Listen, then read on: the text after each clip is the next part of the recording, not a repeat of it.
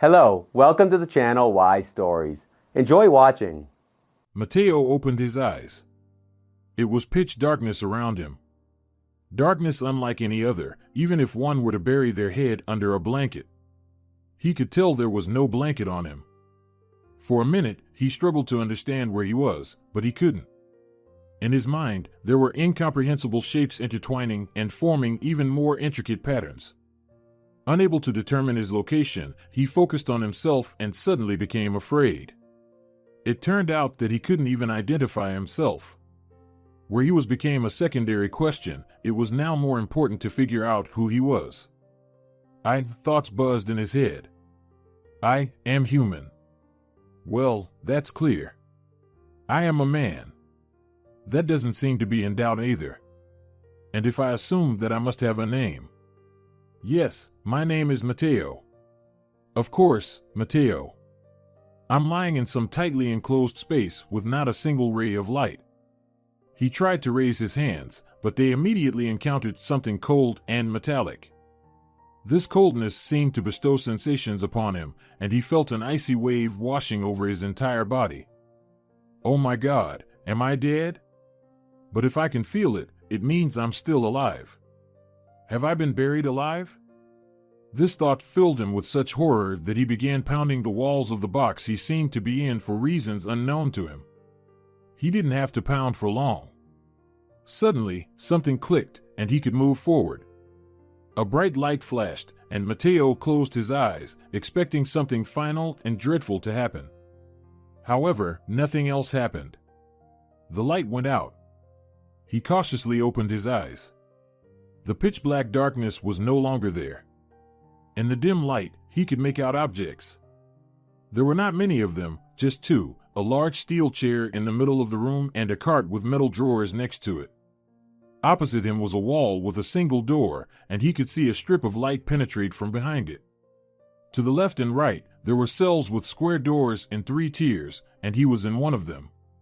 Somehow, his cell had opened, and the metal pallet he was on had extended forward. The cold was bone-chilling. Mateo could now sit up.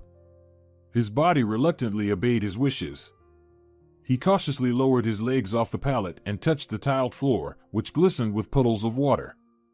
Brrr. He hugged himself. His teeth were grinding. What on earth is this place? Is it really a mortuary? He had only seen similar scenes in movies, and if one could trust the imagination of designers and directors, morgues should look exactly like this.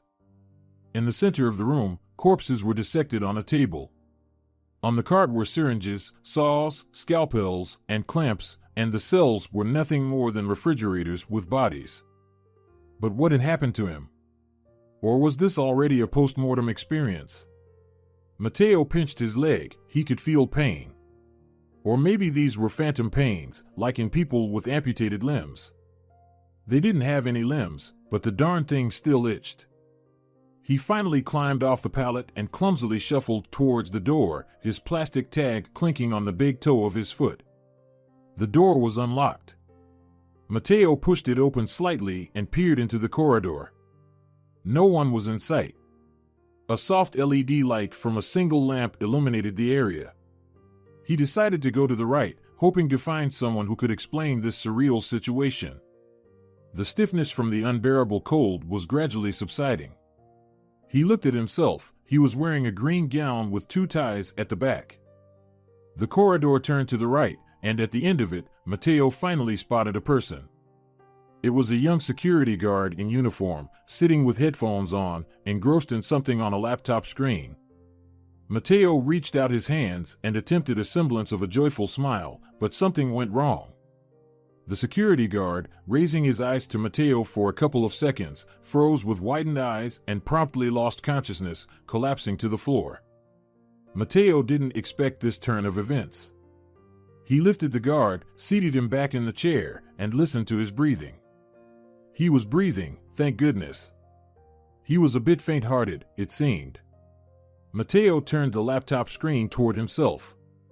In the evening twilight across a foggy field, hordes of semi-decayed zombies roamed. Now everything made sense. Perhaps even he would have fainted if a similar creature with outstretched arms had emerged from the screen. Nevertheless, he needed to somehow receive answers to his questions. Mateo closed the movie, searched among the icons for something resembling a document directory, and found a label that said clients. That might be what he needed. He double-clicked. A table filled with numbers, surnames, addresses, and more appeared on the screen. He looked for his number. There it was, Mateo Polito. Cause of death, a dash, address, Promenade, 43, apartment 17, and contacts, Lucretia and her phone number. So, that's who he was. Someone named Mateo Polito. Well, at least he knew his last name. And Lucretia Gill. Lucretia. Memories flashed back to him. Was she his wife? Yes, she was, and then there was emptiness again. At least he now knew his address, and had someone asked for details his brain refused to recall. Mateo listened to the security guards breathing again, just to be sure. He didn't want to switch roles with anyone, it would be a sin to take advantage, but he seemed to be alive. He searched through the guards' pockets, found his phone, ran through the contacts, located a taxi service, and made a call. Taxi anywhere.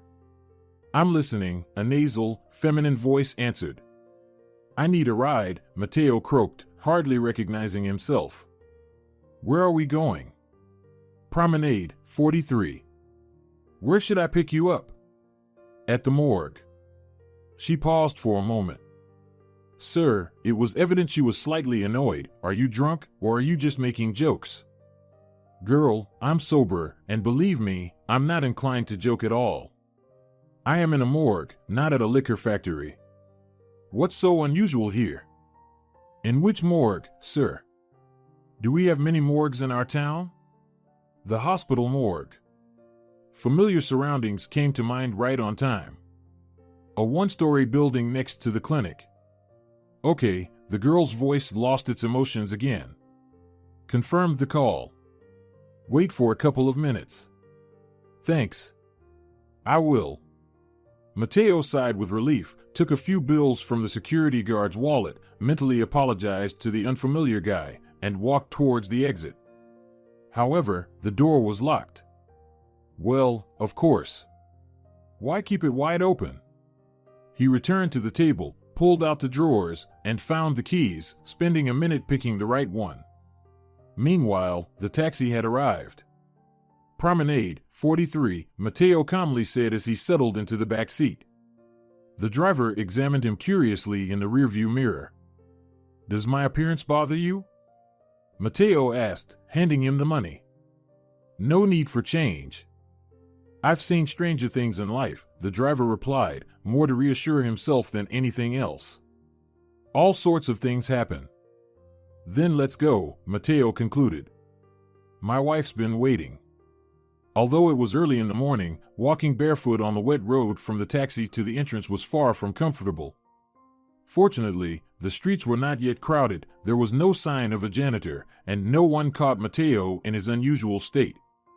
Approaching the intercom, he dialed the apartment number. He had to wait for a response for a long time. Finally, his wife's sleepy and slightly annoyed voice crackled. Yes? Lucretia, it's me. He immediately recognized his wife's voice. Another wave of fresh memories flashed through his mind, the wedding, the white wedding dress, and the drunken guests with smudged faces. Who is this? The wife asked somewhat impatiently. Your husband, Mateo. There was a brief pause. Something clattered. Could she have fainted too? Sir, she continued with irritation, are you in your right mind or are you making jokes? I'll call the police right now. Lucretia, Mateo almost shouted. What kind of jokes are you talking about? It's me. I'm here. Can't you recognize your husband's voice? Open the door, I'll explain everything, although I haven't fully figured it out myself. Please, Lucretia. Even through the intercom, he noticed that Lucretia was getting worried. It's me, Mateo. Listen, darling, I'm almost naked here, freezing like a dog. What else can I say to make you believe me? Well, you have a mole on your left breast. Is that right? There was silence. Lucretia, who else could know such details? Now Matteo himself was getting worried. Or can they? Lucretia, you said I was your first. I proposed to you when we went to the sea with Santos at that cafe. What was it called? By the Sea? I think. Yes, by the sea. Okay, the voice agreed. I'm going to open the door. But if this turns out to be a joke. The lock clicked. Matteo rushed up the stairs and stopped outside apartment number 17. The door wasn't opened immediately. Apparently, his wife was looking through the peephole. Finally, the door swung open. Matteo entered the hallway. My God, Lucretia exclaimed. How is this even possible? And she rushed to hug him. Come on, Matteo pushed her away. You'll have plenty of time for tears. Right now, I need a bath to get rid of this whole charade. Yes, of course. I'll get it ready, Lucretia said. She went into the bathroom, turned on the shower, then hurried to the bedroom, found some more decent clothes in the closet, grabbed a towel, and returned to him. Here, she handed him a handful of clothes. It's from the late husband. Stop it, Matteo cursed and rubbed his temple. What late husband? Shame on you for even mentioning it. Oh, I'm so flustered, Lucretia said. Matteo took off his gown, took the clothes from Lucretia, and headed into the bathroom. The hot water jets finally brought him to his senses. Now he remembered everything, well, almost everything. He couldn't recall how he ended up in the morgue, though. The wedding was just yesterday, July 23rd, and today they were supposed to have the second day of festivities at Nemesia's house. Yes, Nemesia's. The last thing he remembered was saying goodbye at her house. Sergio Vega had given them a lift to finalize plans for the second day. Sergio didn't drink at all. He had quit 2 years ago, but Matteo had indulged himself at the end of the celebration, demanding a sip of Nemesia's strange liquor brought back from Thailand half a year ago, complete with a real snake inside. He drank it, and that was it, a blank space, and he woke up in the mortuary refrigerator. He looked at himself in the mirror. Either he was so blue from a hangover or from what he had been through. Surprisingly, his head didn't hurt at all, as if he hadn't drunk at all. Matteo quickly shaved, washed his hair, and returned to his wife, slightly pinker in complexion. You didn't call anyone, did you? He suddenly realized. When? While I was taking a shower, did you call anyone? No, I haven't. I didn't even get a chance to call anyone yesterday to let them know what happened, that you, well, suddenly passed away. Lucretia, please watch your mouth. We're married now, after all. Yes, sorry, my love. I'm just not myself, I don't know what I'm saying. In any case, no one knows about your death or your resurrection. That's good. Tell me, how did I end up in the morgue? Sergio drove us home from Nemesia's.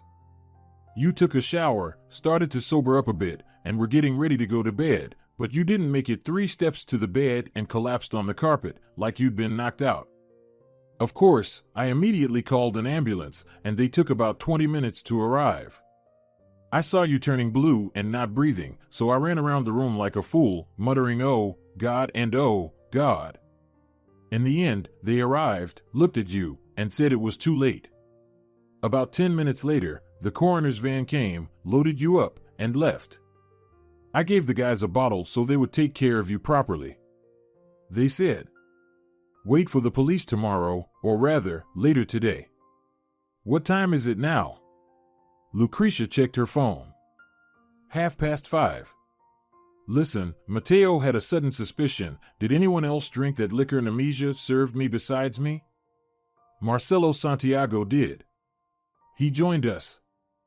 Is he alive? What are you thinking, anyway? Do you suspect Nemesia was trying to poison you?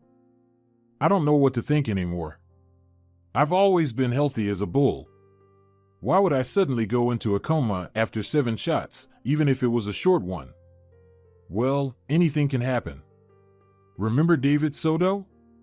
How when he was helping his dad build the veranda. Oh, not now, Mateo interrupted her. What does David Soto have to do with this? I know my own condition in detail. There were no reasons for my life to end. So, is Marcelo alive? Who knows? Yesterday evening, he and Giorgio went fishing at Holy Lake, said they'd be gone for 3 days. We need to call and find out. We can't do it. Why not? There's never any signal out there. Remember when Giorgio and I went there once? We couldn't reach anyone. I remember some things, but my memory is foggy in other places.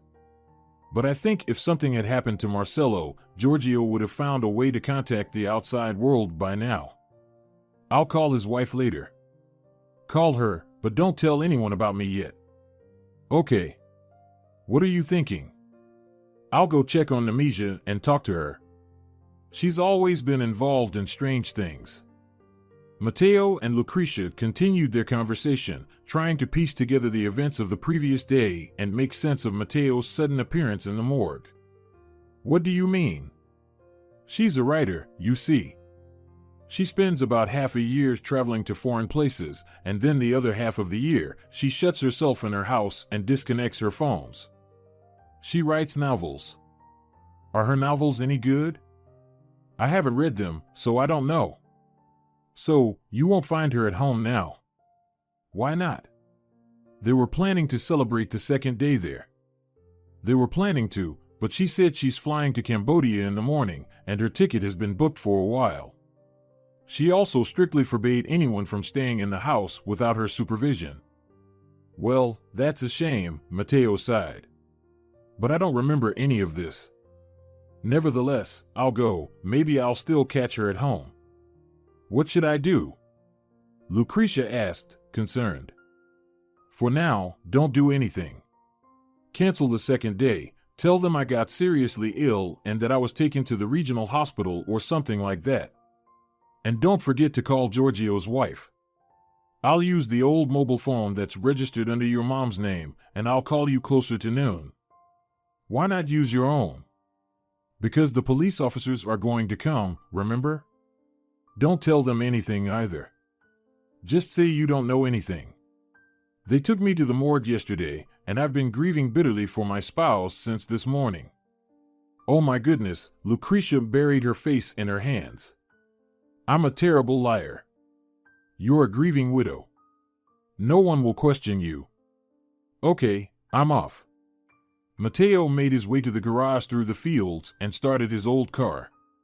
He followed the back roads until he reached the main road, which would take him to Nemesia's house in about 15 minutes. Leaving the car on a small hill surrounded by young pines and firs, he walked the remaining 300 meters, trying to avoid being seen by anyone. In this area, most of the houses were used as summer cottages, and only Aunt Nemesia's neat little house stood out among the neighboring structures as an elite mansion, clearly intended not just for temporary residents.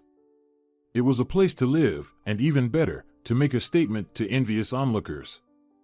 Mateo entered from the back, reached the door, and rang the bell. Silence.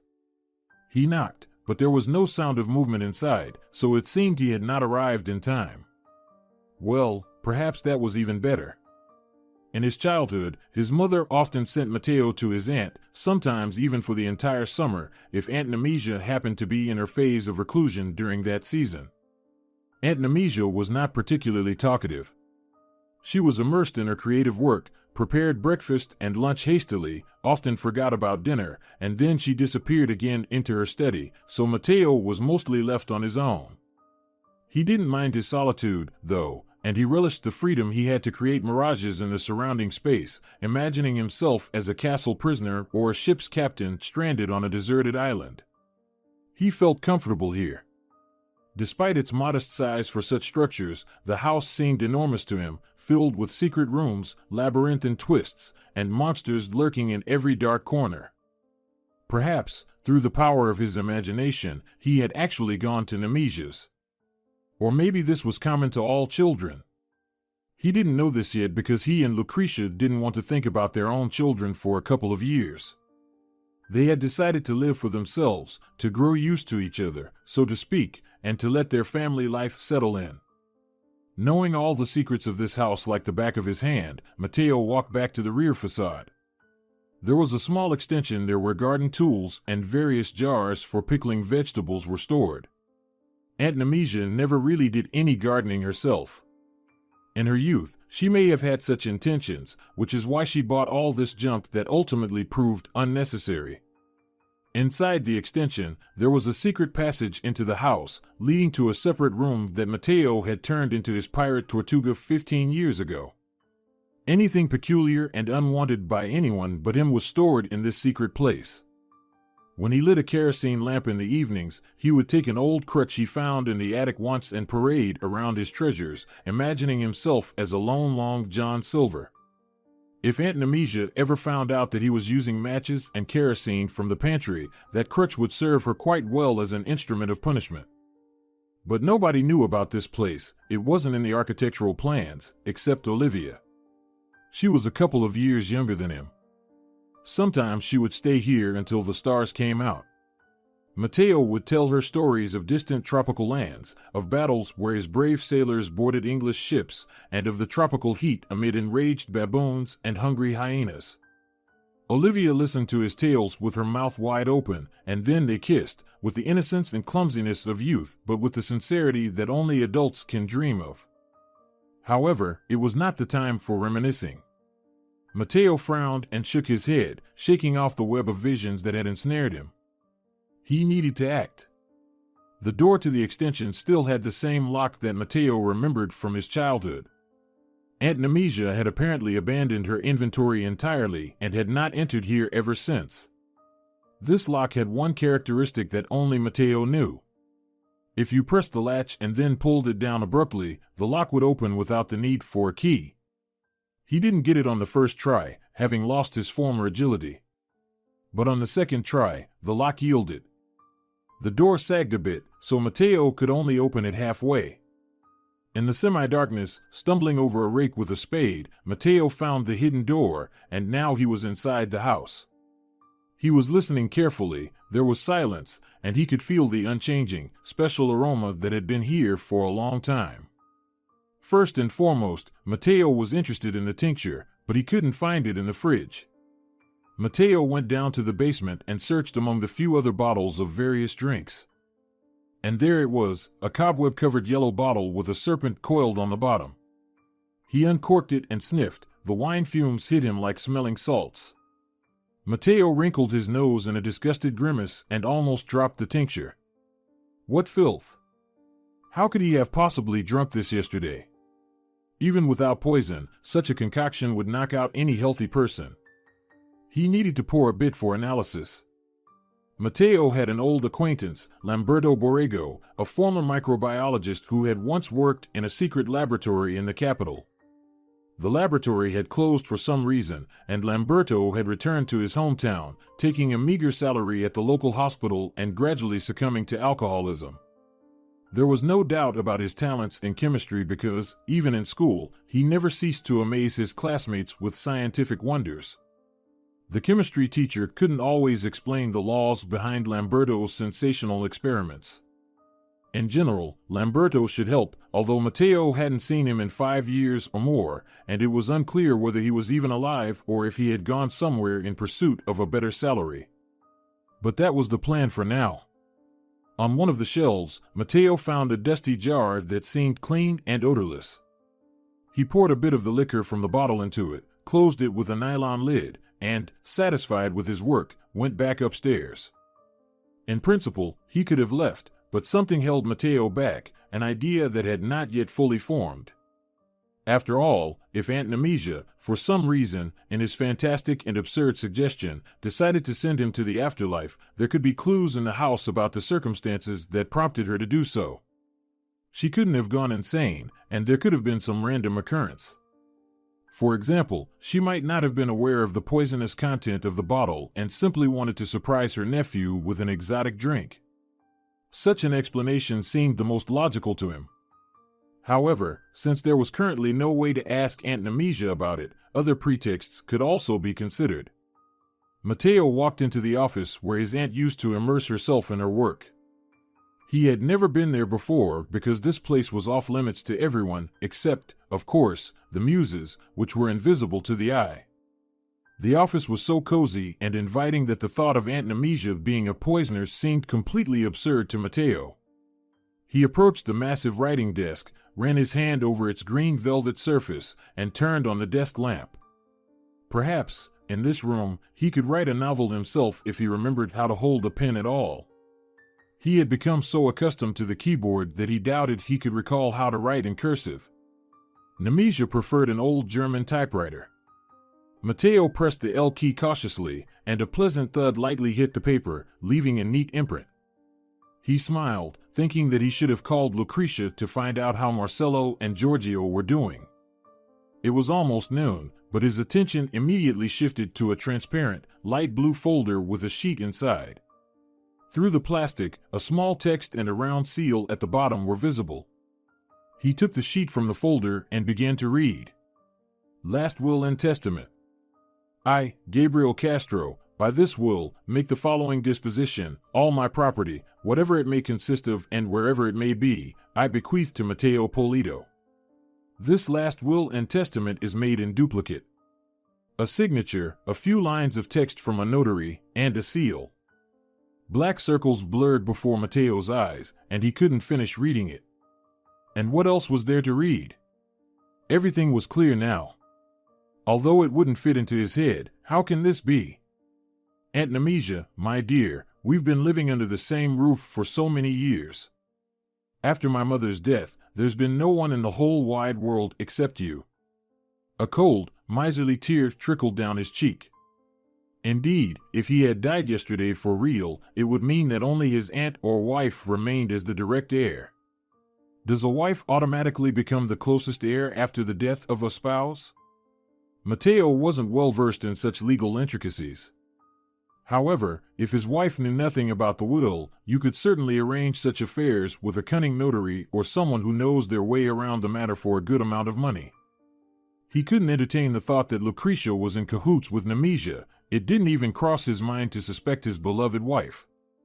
Moreover, all this seemed too crude, to poison him with homemade liquor in their own home and in the presence of witnesses. She could, of course, claim that she knew nothing about the properties of the serpent liquor herself. No one but Aunt Nemesia saw the will among the locals, and therefore, no one would detect a motive. She could have waited for some time and gradually manipulated the legal side of things in her favor. It was risky, of course, but as they say, he who doesn't risk, doesn't have a seaside villa. Perhaps they were inheriting fortunes with 9 zeros and mansions in Europe. And who was this Gabriel Castro anyway? Mateo had never heard this name before. He had never even heard of a relative with such a surname. Maybe he wasn't even a relative at all, perhaps just a secret admirer from his mother's past, or maybe. After all, he had never seen his father. His mother had told him that she had separated from him when she was still pregnant with Mateo. Could it really be his father? But why should he have cracked his brain now? He needed to act while Aunt Nemesia was still away in Cambodia. And how carelessly she had treated this document, tossing it onto the table, collecting her belongings, and leaving for the ends of the earth, as if it were an ordinary occurrence in her life. Or perhaps it might indeed have been an ordinary occurrence. Who knew what business she was involved in under the guise of being a writer? Oh, Aunt Nemesia, you've truly managed to surprise me this time, he thought to himself. Now, with this document, he needed to consult a lawyer to verify if everything was as it seemed at first glance. But first, he had to go to the hospital and hand over the jar of poisonous tincture to Lamberto for analysis. Meanwhile, in Lucretia's apartment, the expected phone call came. At the doorstep, there were 2 men. One was a tall blond man with the rank of chief, and the other was a slender, quite young man in plain clothes, with a sad expression and a thin folder in one hand. Chief Valerio Nieto. He presented his identification to Lucretia, deliberately speaking with a confident tone. Are you Lucretia Polito? Yes, I am, Lucretia breathed, trying to regain control of her racing thoughts. Please let us come in, the blonde continued. We need to ask you a few questions. Yes, of course, come in. Lucretia stepped aside and closed the door as the guests entered the hallway. I apologize for such an early visit, the chief continued. We understand that you may not have fully recovered from yesterday. It's all right, Lucretia interrupted him. I understand. Come into the living room. Have a seat, I will try to answer all your questions. Besides, I have some questions for you as well. Certainly, the blonde agreed, gesturing for his partner to follow, and then sat down in a chair, inviting Lucretia to do the same. Lucretia, we have two pieces of news for you. As a custom, one is good and the other is not. Lucretia looked at him attentively, expecting some sort of catch. The good news is that your husband, Matteo, is not dead at all, the chief said, looking closely at Lucretia. She paled, trying to anticipate what the most natural reaction would be in this situation, but she couldn't think of anything. She felt a sense of self-reproach and a realization that, from the very first moment, despite her careful planning, she had failed her role.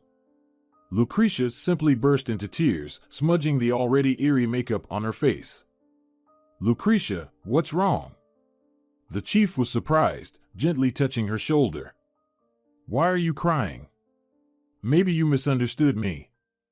I said he's alive. Do you hear me? Alive? Lucretia sobbed, wiping her face with her palms. How can he be alive? It seemed she had managed to find the right tone after all. Just like that. Strangely enough, but still alive. We actually came here because of that. So, where is he then, if he's alive? Lucretia asked, wiping her nose with a handkerchief. That's what we'd like to know, the chief calmly continued.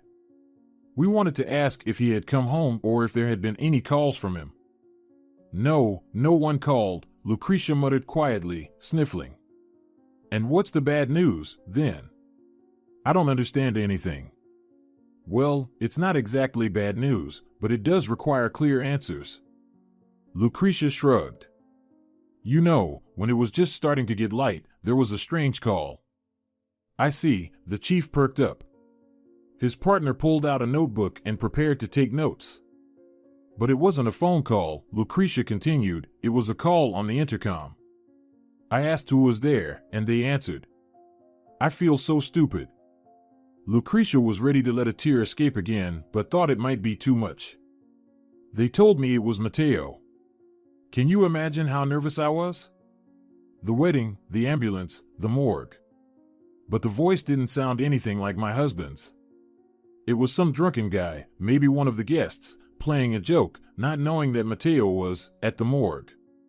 But I didn't want to explain anything, and I didn't want to see anyone. I sent that guy away and disconnected the intercom.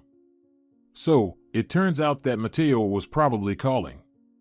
At that moment, her mobile phone rang. Lucretia jumped and reached for the phone. Chief Valerio Nieto gently grabbed her hand. Let me see who's calling, okay? He asked, trying to sound as gentle as possible. Lucretia shrugged again. The chief looked at the screen. There was a call from Mom. He nodded approvingly and handed the phone to Lucretia. Hi, Mom. Lucretia put the phone in her ear. Don't worry, Mom, I'm fine. Yes, everything's okay. I got through to Giorgio's wife, Giorgio didn't call. Okay, Mom, I'll call you later. I'm with an investigator right now. It's not a good time. All right? Goodbye. Why didn't you tell your mom that your husband is alive? The chief asked. Can you? Maybe it's some kind of classified matter, Lucretia replied, pretending to look surprised. Why not?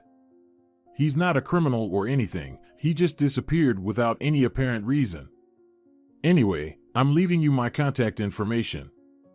The chief placed his business card on the table. If there are any updates, please call me anytime. The chief stood up, adjusted his cap over his blonde hair, nodded slightly, and headed for the exit. His colleague followed him. Lucretia closed the door behind the guests, breathed out all the tension that had built up, and sat down right there in the hallway. She seemed to have handled her role with flying colors. There were no Matteo-related contacts in her mother's phone except for her and her mother. As for Lamberto Borrego, Matteo had to go to the hospital to find him at his workplace. Matteo felt like a criminal, or at least an American spy, even though he hadn't done anything illegal except for leaving the morgue without permission. What could they charge him with if they caught him right now? Stealing a hospital gown? Fainting of a security guard? Walking around town inappropriately dressed? Still, common sense in his case gave way to an intuitive conviction that the best thing for now was to stay away from any unwanted encounters. Matteo got lucky. He didn't even have to enter the hospital building. As soon as he caught up to him, stopping at the pedestrian crossing, he ran into Lamberto. He had just finished work and was waiting at the traffic light to cross the road. He looked a bit disheveled. Matteo honked and waved his hand to get Lamberto's attention. "Lamberto, hi," Matteo said hurriedly, getting out of the car. "Did you recognize me?" "Hi, Matteo." "Yes, I did. Listen, there are some rumors about you going around. Get in, and I'll give you a ride wherever you want. We can talk on the way." Lamberto thought quickly. Just as he used to do in school, he hadn't lost his youthful wit. He jumped into the front seat just as the light turned yellow. Matteo hit the gas pedal. "Where do you need to go?" Matteo asked. "I was heading home, but it's not a must. No one's waiting for me there. I could just ride around with you aimlessly." "Why are you leaving work so early? Lunch just ended not too long ago, or are you on shifts, like at a factory?" "I'm on half shift today. There's hardly any work right now. Either cut back hours or lay people off, but cutting back hours is easier.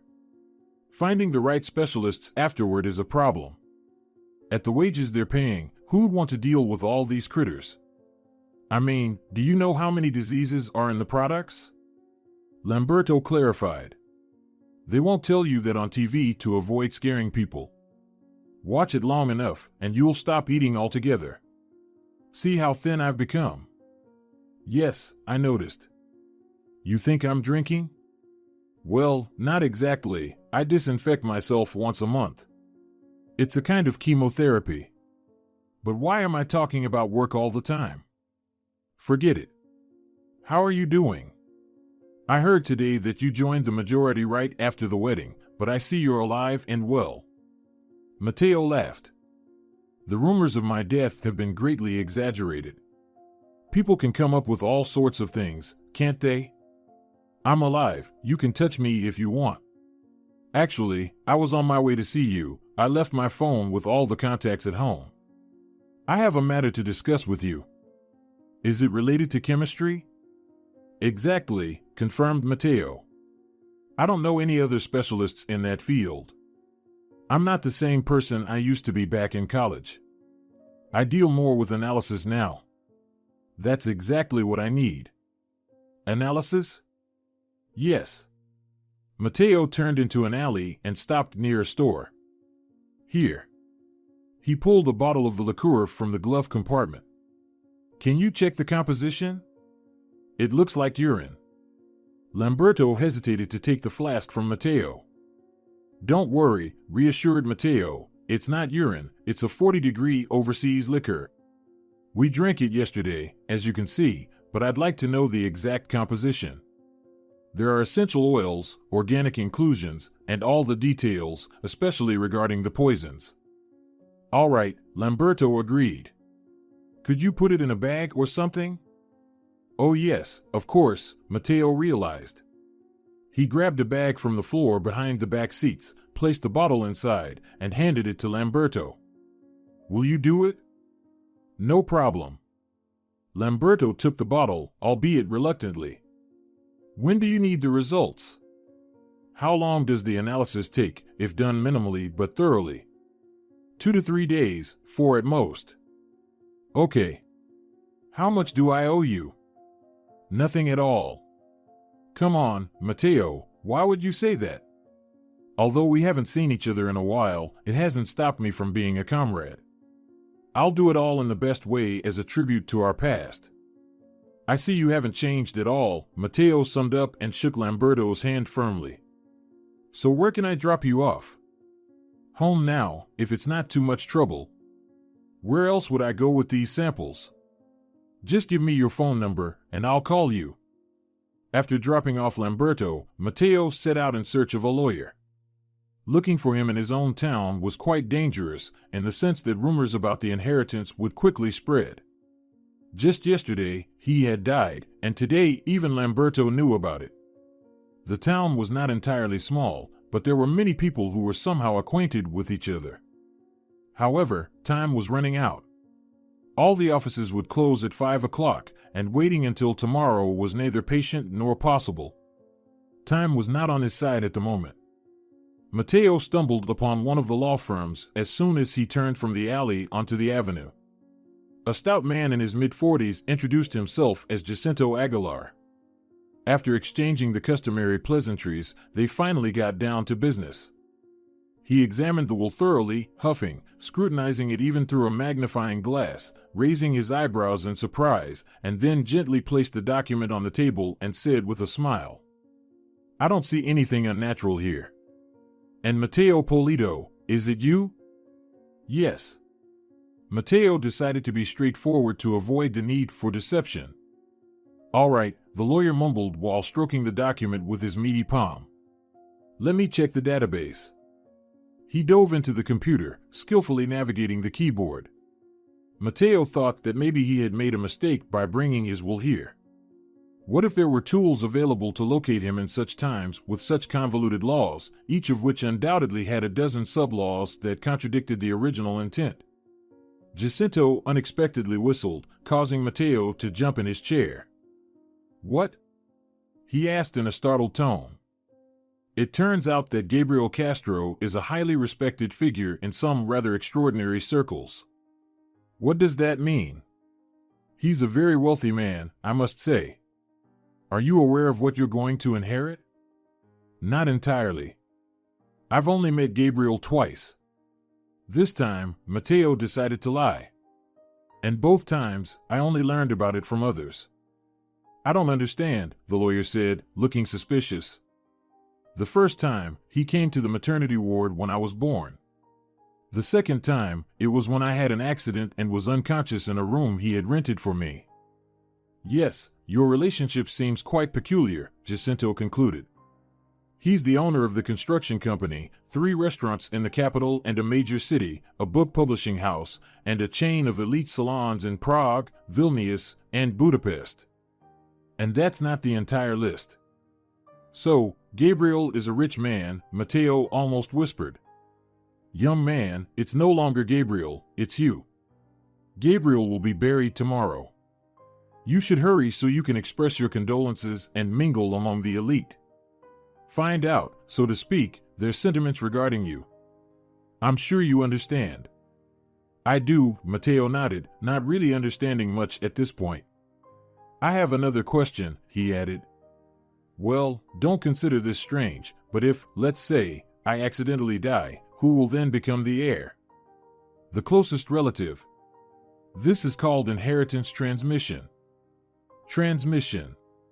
Isn't that just like in a car? And is a wife considered the closest relative?" "Yes, she is considered the closest, along with your brothers, sisters, and children."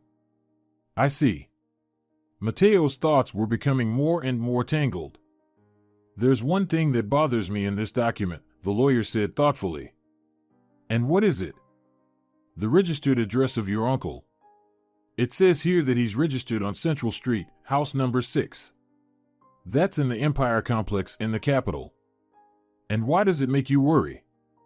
"Because only apartments without the possibility of registration are rented there, as in one's own residential premises.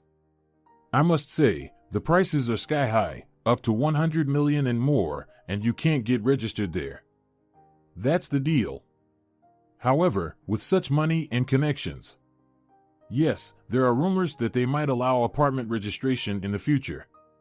Perhaps your uncle was just a bit ahead of his time, just enough to make his life more comfortable. Oh, may he rest in peace, of course. Of course, Matteo agreed. So, you think it's necessary for me to be present at the funeral? Absolutely, the lawyer shrugged. How else?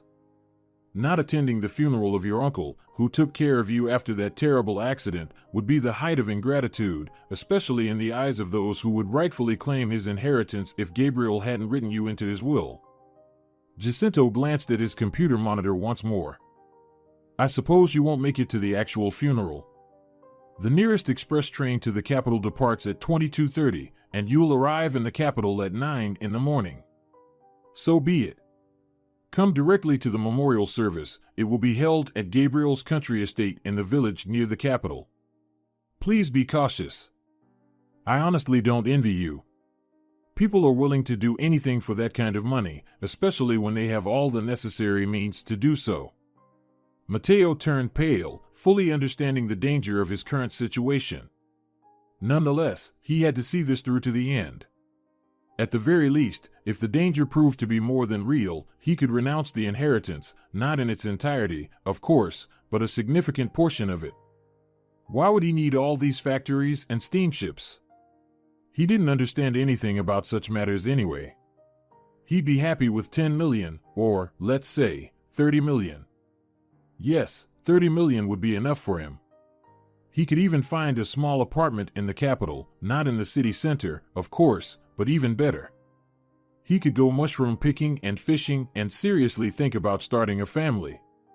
He already had a car, and he could always get to work. Fresh air was better for little children. What was there to do in the city center in the summer heat? He might even build himself a decent house in the countryside with that kind of money. Building his own house was a good idea.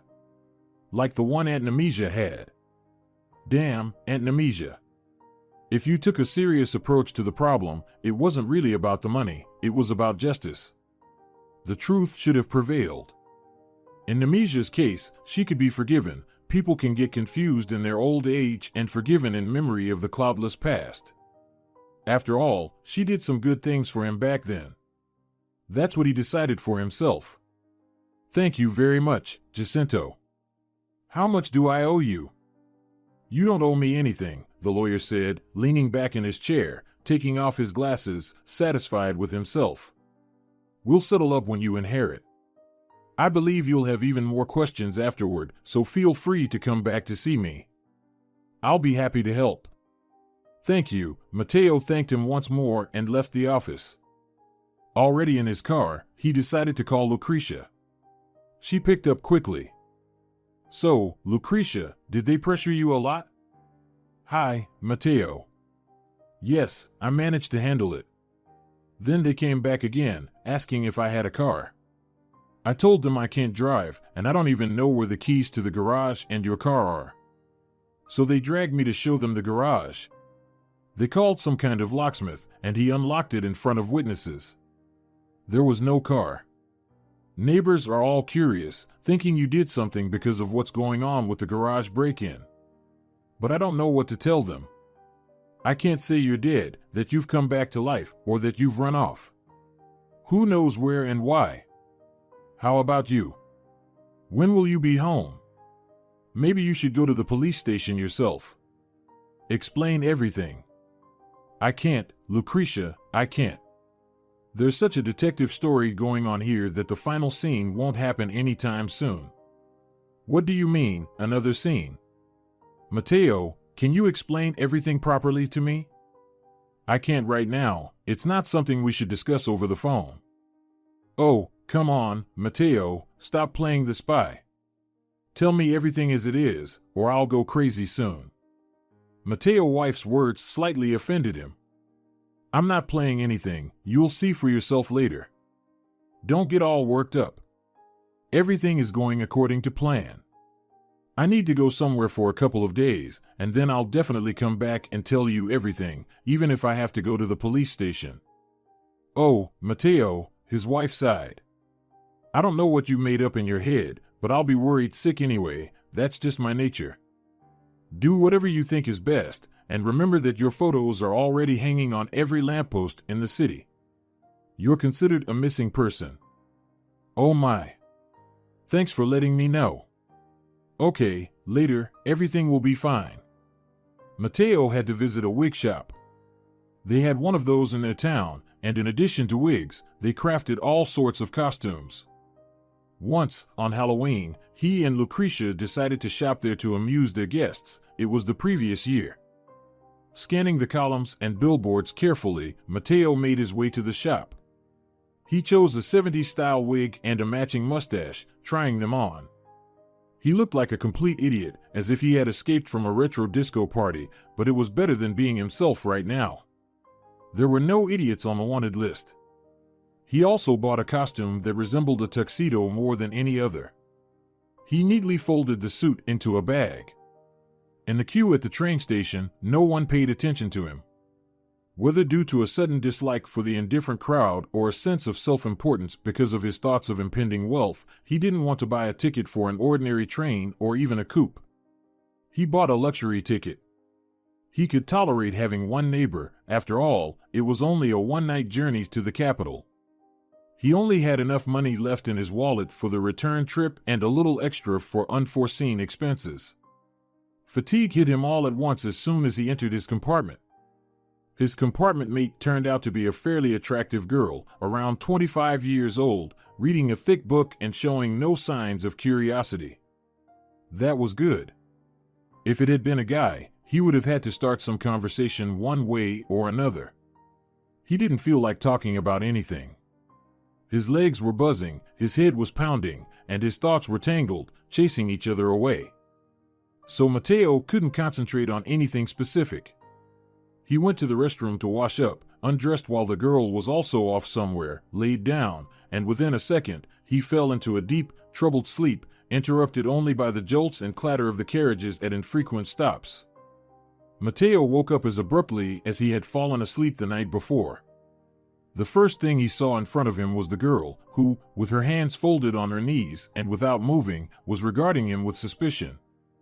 It was clear from everything that she hadn't slept at all. This didn't surprise Mateo, because when he put himself in her shoes, he could see things more clearly. His wig had slipped off, and his mustache was halfway off. What could one expect from a guy like him if you suddenly found yourself alone with him in a closed space in the middle of the night? Anything could happen, of course, but the scene looked not so ominous as ambiguous. "Oh," Mateo exclaimed, adjusting his wig. "Good morning. I apologize. Please don't think anything bad about me. I'm going to a film shoot. I got into character yesterday and apparently fell asleep like this," he blurted out, stating the first thing that came to mind. "I should have explained myself to you yesterday." "Yes, you scared me," the girl said in a low voice. "What movie is this?" "I'm playing a man in a retro project. The working title of the film is Daddies from the Past." "Good Lord," the girl exclaimed, raising her hand slightly. "What will they come up with next?" "It's nostalgia for the past. Tell me about it. People have gone crazy." "By the way, my name is Tobias," Mateo lied again, unable to stop himself. "And I'm Wanda. Nice to meet you. So, do you have a leading role or something?" "Oh, no, not at all." Mateo removed his mustache, took off the wig, and fixed his hair. "It's a supporting role, and it's possible they might cut my scene altogether.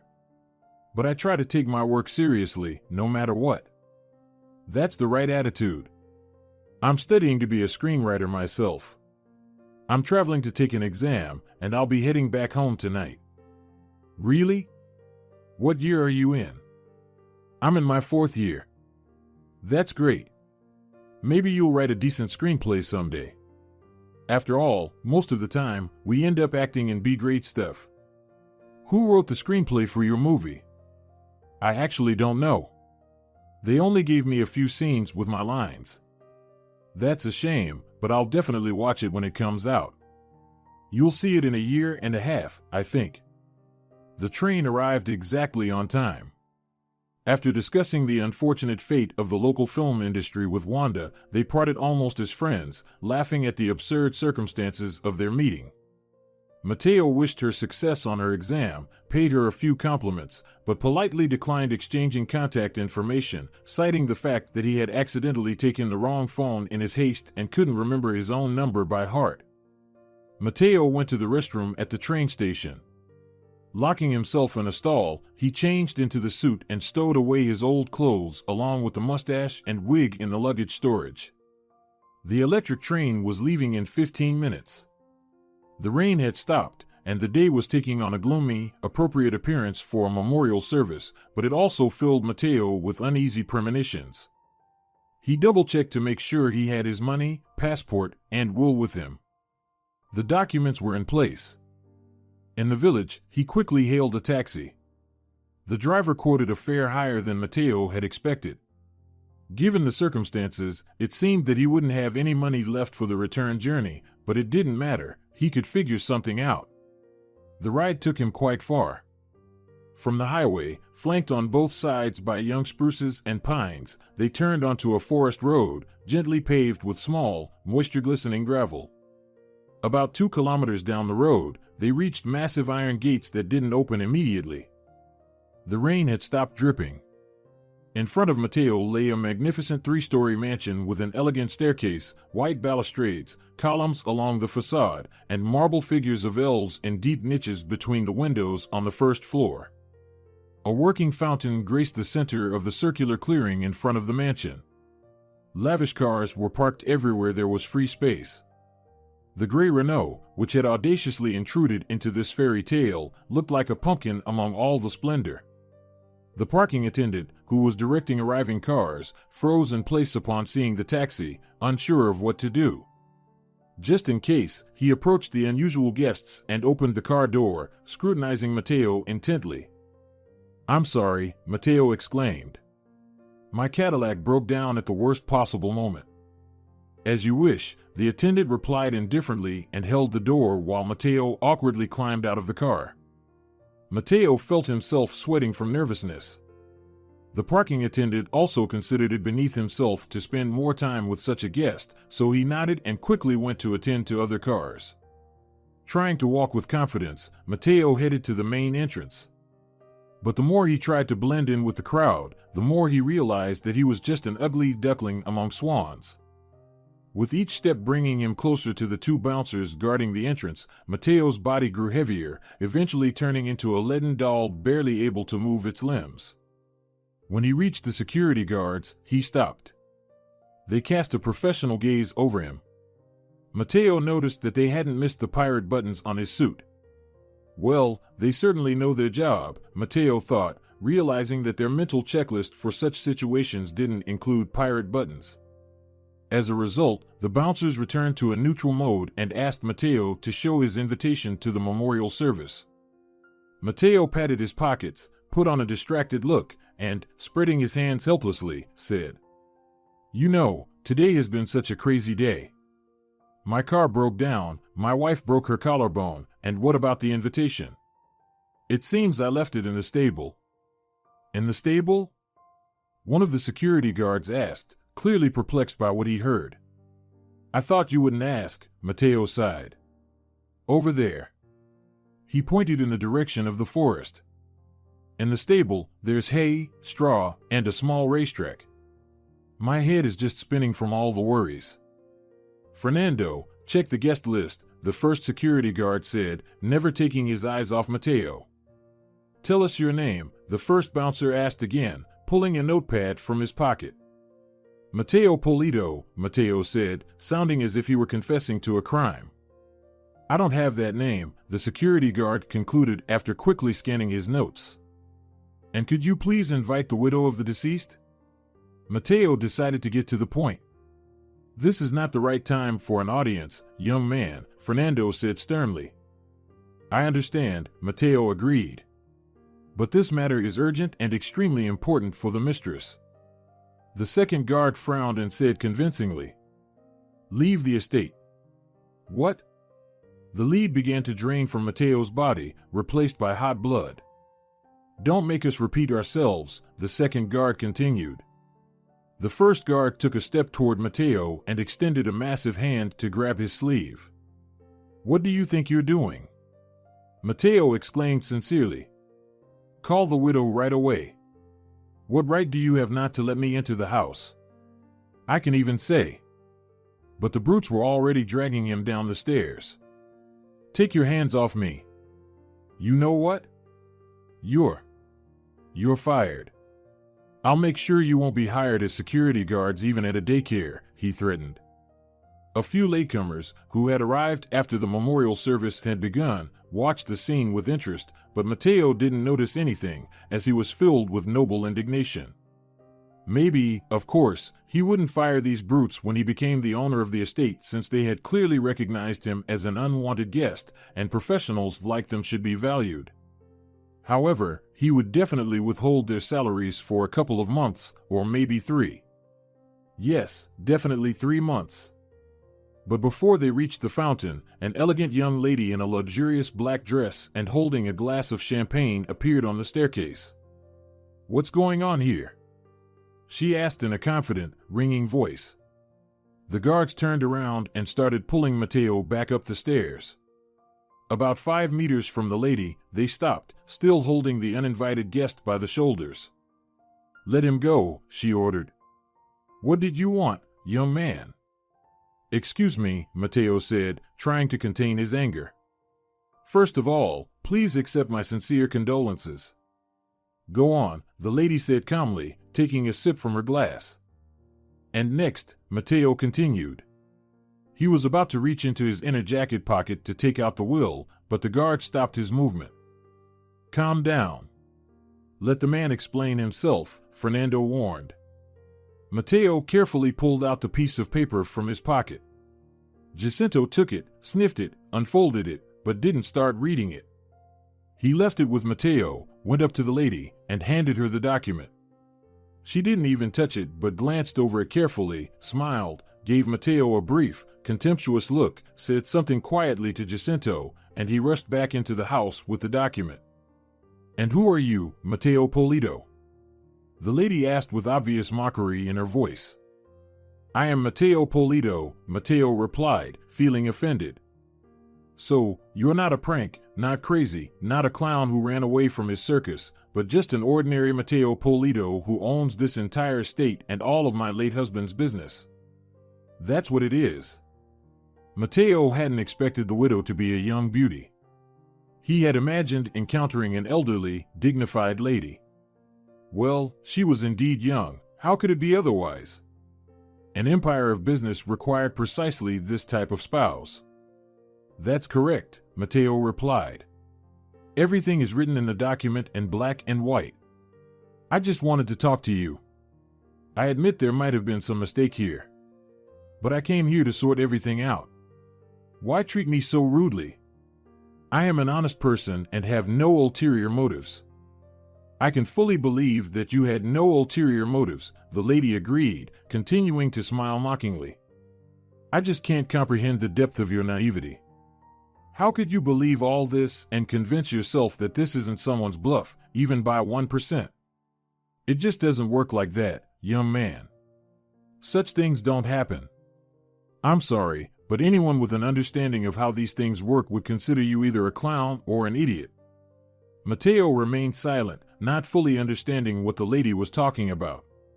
He had wanted to say something foolish, but at that moment, Jacinto rushed out of the house with the will and whispered something in the lady's ear.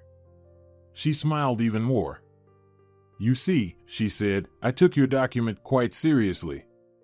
I even distracted my lawyer from his duties to review it. And now, Mateo Polito, you can be on your way.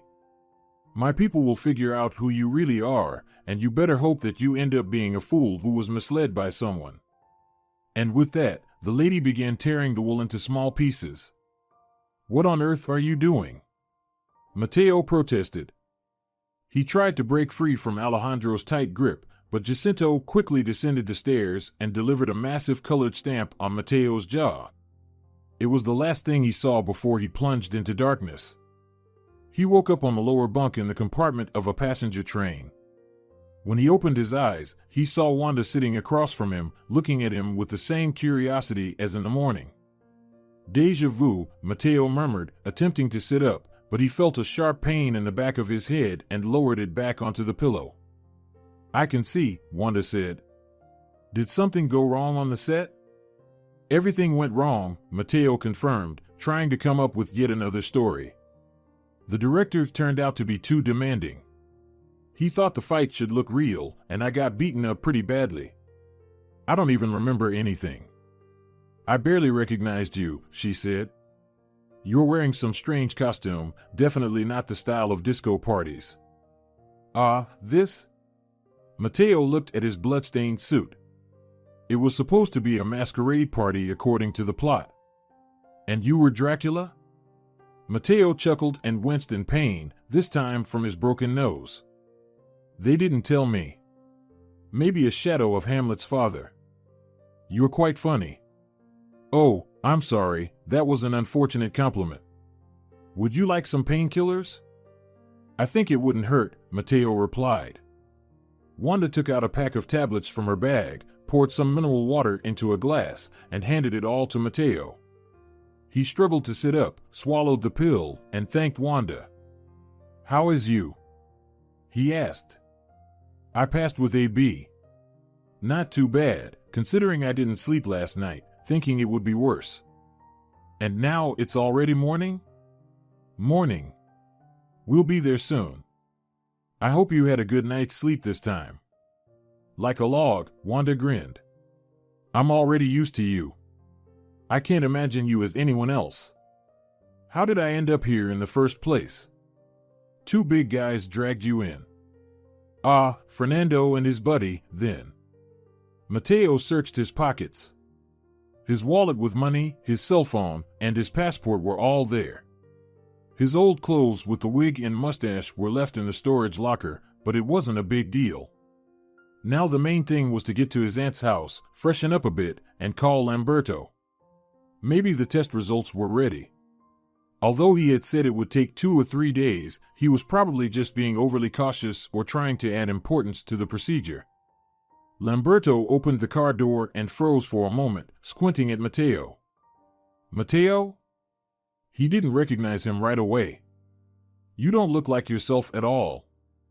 Who did this to you? Come on, sit down, Mateo said, not dwelling on his appearance. I had an awkward conversation with an old acquaintance. She's something, Lamberto commented as he settled into the front seat and closed the door. Don't worry, Mateo added. It has nothing to do with the matter I asked you about. She won't harm you. You've calmed me down, Lamberto said with genuine concern. So, what about the test results? Here. Lamberto handed Mateo a piece of paper. The entire composition down to the last molecule, just as you requested. Mateo took the paper and attempted to read it, but it was filled with formulas and terms he didn't understand. Come on, are you kidding me? He said. I'm not a chemistry expert. Can you explain it in simple terms? Right, Lamberto realized. He put on his glasses. Okay, ethyl alcohol, that's clear. Then ethyl acetate, methyl alcohol, which is a bit worse but still within an acceptable concentration. Then acetic acid and methyl ether, respectively. Formic ethyl ether, acetic aldehyde, and some fragments of animal origin, which seems a bit strange for alcohol. Something, apparently, from the reptile family. I heard that in the East, they add snakes to alcohol as a lure for unsuspecting tourists. Yes, that's right. There was a little snake swimming in the bottle. So, can you get fatally intoxicated with such a bouquet? Unlikely. Especially since no poisons were found unless you consider alcohol itself a poison.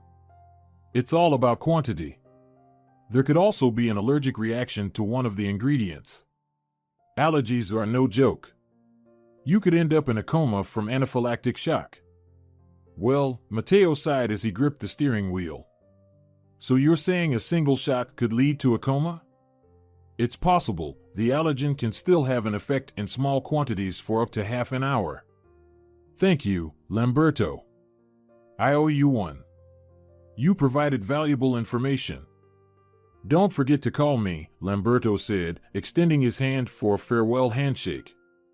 We'll meet up somewhere, and you can tell me more about what's going on with you. Of course, I will. I'll call as soon as I get everything sorted out. Well, goodbye, my friend. Thanks again. Mateo couldn't learn much more at this point. He needed to return home and explain to his wife the reason for all his adventures, and from there, see how things unfolded. The issue with the liquor was somewhat clarified. Most likely, it was an allergic reaction to foreign snakes. However, Aunt Nemesia couldn't have known about this since he himself had no knowledge of it. Now, he just needed to explain the strange will. Mateo quickly arrived home, parked the car in the garage, and headed up to his apartment door. As he was about to open it, he heard voices inside, indicating that his wife was not alone. He distinctly recognized Aunt Nemesia's voice. He couldn't make out what they were talking about, but their conversation sounded animated, as if they were arguing. With confidence, Mateo unlocked the door, deliberately closed it loudly behind him without taking off his shoes, and walked into the room. The two women were taken aback, staring at him in fear. My goodness, Lucretia exclaimed. Mateo, you're starting to scare me. I'll explain everything to you now, Mateo said, feeling his anger rise. Hello, my dear Aunt Nemesia. Hello, nephew, Aunt Nemesia replied in bewilderment. Well, how do you like it? Mateo continued, turning his head so they could scrutinize his face more closely. Who do you think did this? The question was clearly directed at Aunt Nemesia. How should I know? She replied. Who else but you? Mateo exclaimed, waving his arms.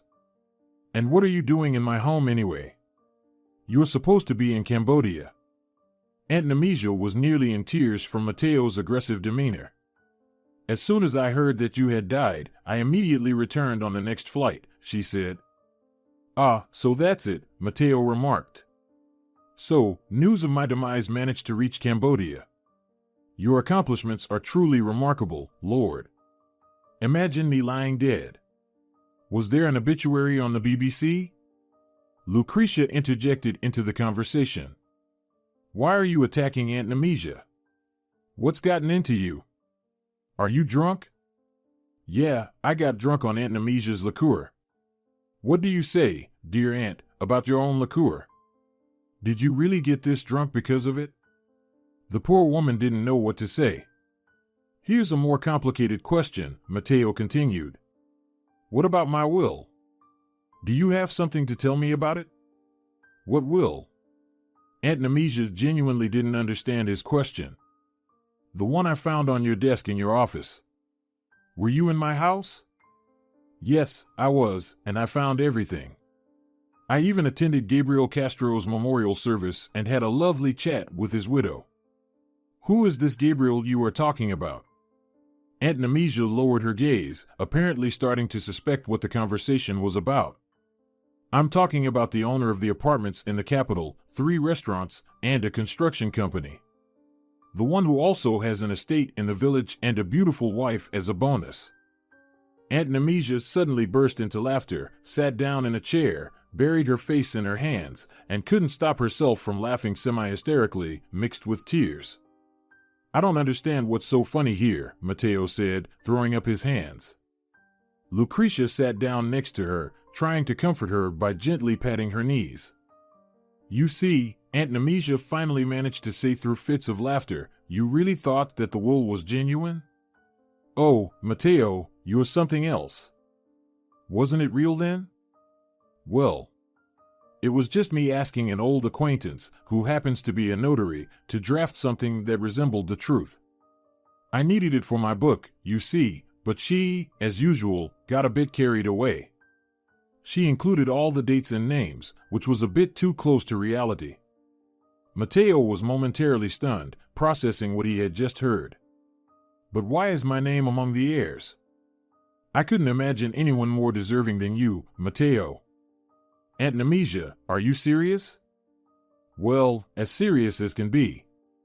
Oh, Mateo, you've always been a dreamer since childhood, and you've remained one. Aunt Nemesia hugged her nephew. Lucretia joined them, and the three of them were embracing each other until the pot whistled in the kitchen, inviting them to a family coffee party. If you're enjoying it as well, leave a like